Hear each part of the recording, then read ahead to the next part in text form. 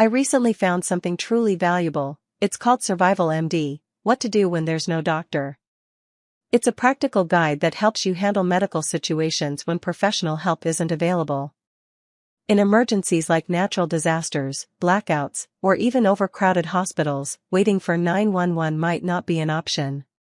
This guide is written in simple language so anyone, even without a medical background, can understand how to take action.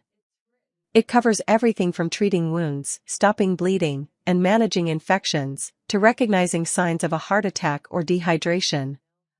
What makes this book even more special is that it's co-created by Dr. Radu Scurtu, who's worked in some of the toughest medical conditions on Earth, from war zones to underdeveloped countries.